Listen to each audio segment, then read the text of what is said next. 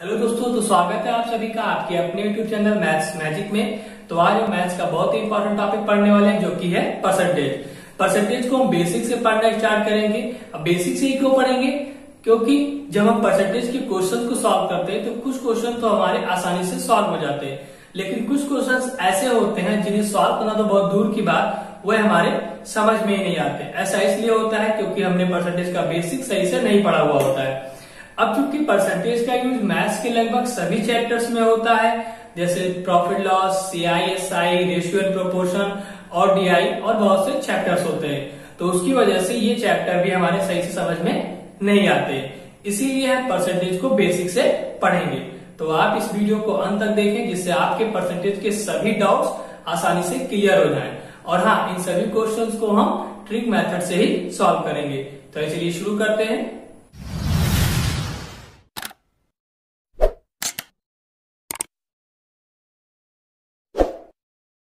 Basically percentage का मतलब होता है 100, ठीक है, यानी कि उसके डिनोमिनेटर में क्या होना चाहिए? 100। चलिए देखते हैं। तो हमने सीखा कि परसेंटेज का मतलब क्या होता है? 100। कि अगर ये लिखा हुआ है 25%, इसको हम सॉल्व करेंगे। कैसे करेंगे? जब वैल्यू हमको परसेंटेज में दी हो और उसे हमें फ्रैक्शन वैल्यू में चेंज करना हो। किसमें चेंज करना हो? फ्रैक्शन वैल्यू में। तो हम क्या करेंगे? इसे 100 से डिवाइड कर देंगे, ठीक है। और अगर हमें फ्रैक्शन में ही वैल्यू दी हो, किसमें दी हो? फ्रैक्शन में, और कह रहा है इसका हमें परसेंटेज में मान बताइए, तो क्या करेंगे? इसको हम 100 से मल्टीप्लाई कर देंगे, ठीक है। अब आप सोच रहे होंगे कि आप ये क्यों पढ़ा रहे हैं, तो काफी आसान है। हम इस वीडियो में एक चार्ट बनाना सीखेंगे और उस चार्ट की सहायता से हम जितने भी क्वेश्चन होते हैं परसेंटेज के, काफी आसानी से उसको हम सॉल्व कर लेंगे उन वैल्यूज को याद करके। तो इन चीजों का यूज वैल्यूज को फाइंड आउट करने में बहुत ही होगा। चलिए सबसे पहले उस चार्ट को बना लेते हैं। तो चलिए चार्ट को बनाते हैं। तो 1 का मतलब क्या होता है? 100%। 1 मतलब क्या हो जाएगा? 100%, ठीक है। फिर 1/2, 1/2 का मतलब क्या हुआ? उसका आधा, यानी कि 100 का आधा कितना हो जाएगा? 50। तो 1/2 का मतलब हुआ 50%, ठीक है। उसके बाद 1/3, इसका मतलब 33 और 1/3%, ठीक है। इसकी हमें डेसिमल वैल्यू भी याद रखनी है, ये होती है। उसके बाद 1/4, इसका मतलब क्या हुआ? 25%। नेक्स्ट 1/5, इसका मतलब क्या हुआ?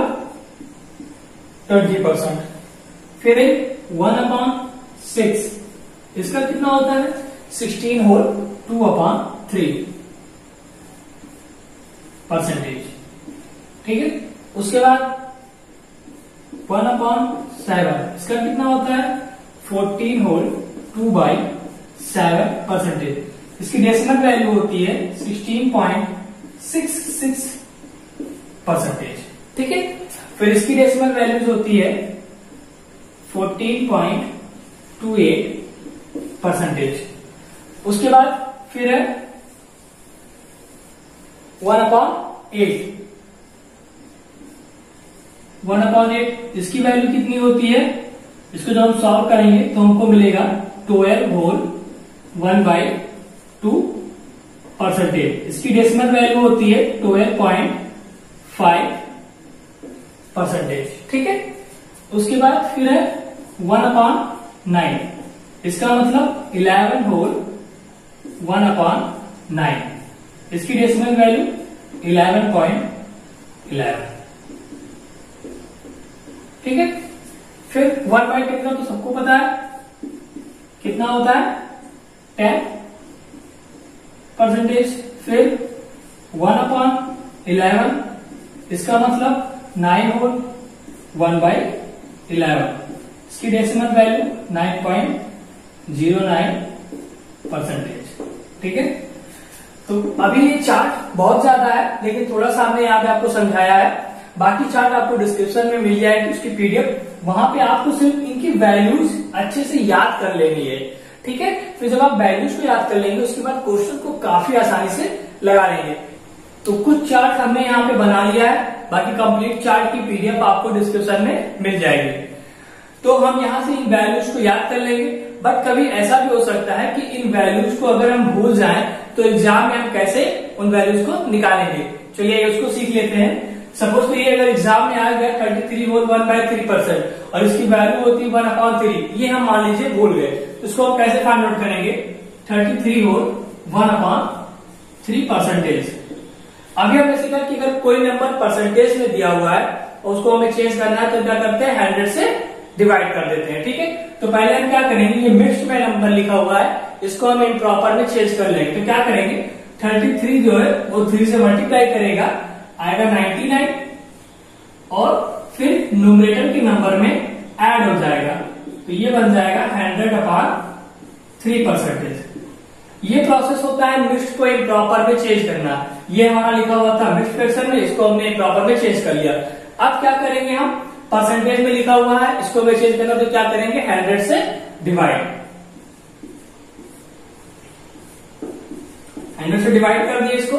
फिर ये नंबर रिवर्स होगा तो ये मल्टीप्लाई में चेंज हो जाता है, तो 100/3 इंटू 1/100, तो 100 से 100 कैंसिल आउट, कितना बचा 1/3। तो देखिए इसका आंसर हमें मिल गया 1/3, ठीक है। तो इस तरह से इस वैल्यूज को हम निकाल सकते हैं। तो चलिए कुछ क्वेश्चंस को देखते हैं। सो क्वेश्चन लिखा हुआ है 3600 मल्टीप्लाई 16.66%, ठीक है। अब इसको जब आप पुराने मेथड से सॉल्व करेंगे, जैसे नीचे अपॉन लगा के फिर 1 डेसिमल के बाद जितने अंक उतने 0 डेसिमल हटाएंगे, तो वो काफी लेंथी प्रोसेस हो जाता है और उसका आंसर भी एग्जैक्ट हमको नहीं मिल पाता। तो हम क्या करेंगे, हम देखेंगे 16.66 ये किसकी वैल्यू होती है। तो हमने देखा 16.66 ये होती है 1/6 की वैल्यू होती है। तो हम कुछ नहीं करेंगे, यहाँ पे 1600 मल्टीप्लाई 1/6, ये कैंसिल आउट हो जाएगा, तो ये आ जाएगा 600, ठीक है। तो देखा आपने, इस चार्ट के जरिए हमने ऐसे क्वेश्चन को कितनी आसानी से एक लाइन से कम में भी लगा लिया। इसे आप चाहें तो ओरली भी सॉल्व कर सकते हैं। अब एक क्वेश्चन और लेते हैं। क्वेश्चन है 2700 मल्टीप्लाई 33.33%, ठीक है। अब फिर हम देखेंगे 33.33% ये किसकी वैल्यू होती है। तो हमने देखा 33.33% 1/3 की वैल्यू होती है। तो यहां पे हम लोग देंगे 1/3, फिर ये सॉल्व हो जाएगा, कितना आ जाएगा 900। जब इसको काटेंगे तो ये आ जाएगा 900। तो देखा आपने कितनी आसानी से क्वेश्चंस को हम सॉल्व कर ले रहे हैं। ये सारे क्वेश्चन जो हमने आपको यहाँ पे 2 क्वेश्चन कराए किसी न किसी एग्जाम में ही पूछे गए हैं। अब आइए देखते हैं नेक्स्ट क्वेश्चन को। तो क्वेश्चन बोर्ड पे लिखा हुआ है, क्वेश्चन पढ़ लेते हैं। क्वेश्चन क्या है कि क्वेश्चन मार्क यानी कि यहाँ पे बताना है कि कौन सी वैल्यू होगी का 14 होल 2/7% बराबर 14 का 60%, ठीक है। तो यहाँ पे जो ये लिखा हुआ है क्वेश्चन मार्क, यहाँ पे हम x मान लेते हैं, ठीक है, कि x का 14 होल 2/7 और का या ऑफ का मतलब आप जानते हैं मल्टीप्लाई होता है बोर्ड मास के नियम के, ठीक। तो यहाँ पे हो जाएगा मल्टीप्लाई। अब यहाँ पे हमें देखना है कि 14 होल 2/7% किसकी वैल्यू होती है। तो 14 होल 2/7% ये होती है 1/7।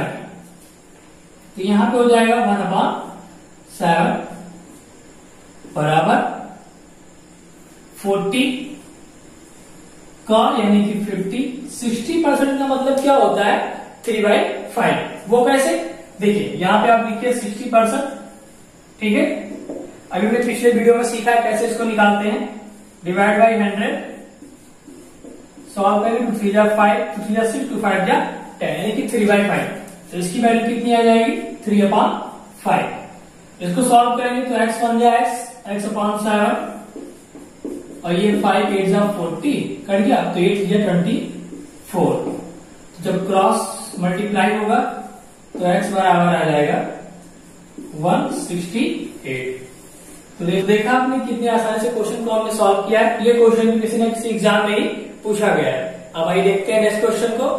तो क्वेश्चन हमारे बोर्ड पे लिखा हुआ है, क्वेश्चन कह रहा है कि 105 का कितना प्रतिशत 35 होता है। तो क्वेश्चन तो बहुत आसानी से सॉल्व हो जाएगा, बट इसमें एक कंफ्यूजन हमेशा स्टूडेंट के लिए बनी रहती है, ये कि 105 और 35 में कौन सा नंबर हम नीचे लिखेंगे और कौन सा नंबर ऊपर लिखेंगे। तो इसकी एक शॉर्ट ट्रिक ये होती है कि इसमें हम ध्यान रखें कि जिसके साथ का या ऑफ जुड़ा होता है वो नंबर हमेशा नीचे लिखा जाता है। अगर ये भी नहीं समझ पाए तो आप एक चीज और इसमें लगा सकते हैं कि इसमें देखेंगे कि किसके साथ कंपैरिजन हो रहा है, यानी कि 105 का कंपैरिजन किसके साथ हो रहा है, 35 के साथ। तो यानी कि 105 नीचे लिखा जाएगा और 35 ऊपर लिखा जाएगा। चलिए सॉल्व करते हैं। करेंगे क्या हम कि 35 ऊपर और 105 क्या है, ये का या ऑफ के साथ जुड़ा हुआ है, इसीलिए इसको हम नीचे रखेंगे, मल्टीप्लाई बाय 100। अब चूंकि प्रतिशत बताना है इसीलिए 100 से मल्टीप्लाई करेंगे। इसको जब सॉल्व करेंगे तो 5 7 और 5 21 ये हो जाएगा 700, ये 700 से मल्टीप्लाई करेगा अपॉन 21। फिर जब इसको सॉल्व करेंगे 7 3 और 700 टाइम्स, तो ये आ गया 100 अपॉन 3%। ठीक, अब इसको जब सॉल्व करेंगे तो ये कितना आ जाएगा, 33 होल 1 अपॉन 3%। जब इसको हम डिवाइड करेंगे 100 अपॉन 3 को तो हमको ये नंबर मिल जाएगा। आपको करना कुछ नहीं, बस यहाँ पे लिखना है जिसके साथ का जुड़ा हुआ है या ऑफ वो नंबर नीचे। अगर ये भी आप नहीं समझ पा रहे हैं तो आपको करना है कि किसके साथ कंपैरिजन हो रहा है, यानी कि 105 का कितना प्रतिशत 35 है, यानी कि 105 का कंपैरिजन 35 के साथ किया जा रहा है, इसलिए 105 नीचे लिखा जाएगा। चलिए देखते हैं नेक्स्ट क्वेश्चन को। तो क्वेश्चन हमारे बोर्ड पे लिखा है, क्वेश्चन को पढ़ लेते हैं। क्वेश्चन कह रहा है कि 24 का 16 होल 2/3% प्लस x का 20% बराबर 16 हो तो x की वैल्यू बताइए। अब इस क्वेश्चन को भी अपने शॉर्ट ट्रिक से सॉल्व करेंगे। यहाँ पर देखते हैं कि 16 होल 2/3% इसकी वैल्यू क्या होती है। तो 16 होल 2/3 की वैल्यू होती है 1/6 और 20% की वैल्यू कितनी होती है, 20% की वैल्यू होती है 1/5। ठीक है, अब इन वैल्यूज को रख के इस क्वेश्चन को हम सॉल्व करेंगे। आइए देखते हैं कैसे सॉल्व करेंगे। सबसे पहले क्या करेंगे, यहाँ पे हम 24 का यानी कि ऑफ का मतलब बोर्डमास में क्या होता है, मल्टीप्लाई। ठीक, 16 होल 2/3 की वैल्यू 1/6 ये रख देंगे, प्लस x का मतलब फिर मल्टीप्लाई 20% यानी कि 1/5 1/5 हो जाएगा बराबर 16।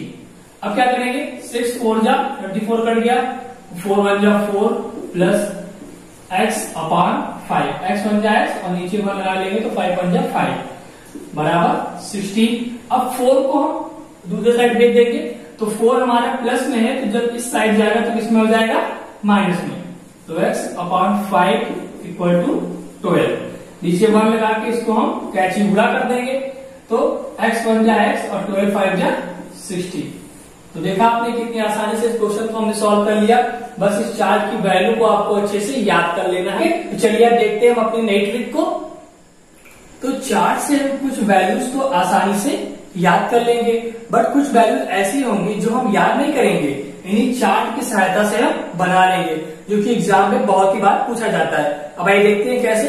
सपोज करिए कि अगर लिखा हुआ है 133 1/3%, इसकी वैल्यू क्या होगी। ठीक है, इसकी वैल्यू क्या निकल जाएगी। जैसे हमने यहाँ पे निकाला 20% की 1/5, 50% की 1/2, 33 होल 1/3 की 1/3, तो वैसे इसकी वैल्यू क्या होगी। तो क्या करेंगे हम, यहाँ पे देखिए इसको हम कैसे लिख सकते हैं एक्सपेंडेड फॉर्म में। इसको हम 100 प्लस 33 होल 1/3% ये लिख सकते हैं या नहीं लिख सकते हैं, आसानी से लिख सकते हैं, कोई दिक्कत नहीं। अब हमें बताइए कि हमें 33 होल 1/3 की वैल्यू पता है कितनी होती है, 1/3, और इस 100% की वैल्यू कितनी होती है, 1। तो 100% की वैल्यू 1, 33 होल 1/3 की परसेंट वैल्यू 1/3 ये हो गई। अब इसको हम सॉल्व कर लेंगे तो कितना आ जाएगा, ये 4/3। तो देखा आपने इस चार्ट की सहायता से उससे बड़े भी क्वेश्चन को हम कितनी आसानी से सॉल्व कर लेते हैं। अब एक क्वेश्चन हम और ले लेते हैं। तो सपोज करिए यहां पे लिखा हुआ है 216 होल 2/3%। ठीक है, तो इसको हम क्या लिख सकते हैं, 200 प्लस 16 होल 2/3%। ठीक है, अब 200 की वैल्यू कितनी हो जाएगी, जब 100 की 1 तो 200 की 2 प्लस 16 होल 2/3% यानी कि 1/6। अब हम इसको सॉल्व करेंगे, कैसे सॉल्व करेंगे, फिर यह आ जाएगा 13/6। इसको कैसे हम सॉल्व कर रहे हैं, यहां पे देखिए लिखा हुआ है 2 प्लस 1/6।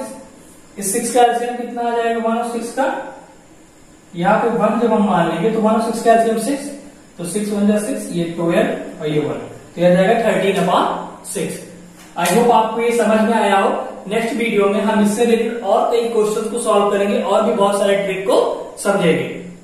सो नेक्स्ट वीडियो में हम परसेंटेज से संबंधित और भी महत्वपूर्ण क्वेश्चन को सॉल्व करेंगे जो एग्जाम में पूछे गए, और साथ ही साथ कई और नई ट्रिक को भी सीखेंगे। और हाँ, अगर अभी तक आपने चैनल को सब्सक्राइब नहीं किया है तो प्लीज चैनल को सब्सक्राइब कर लें। Thank you.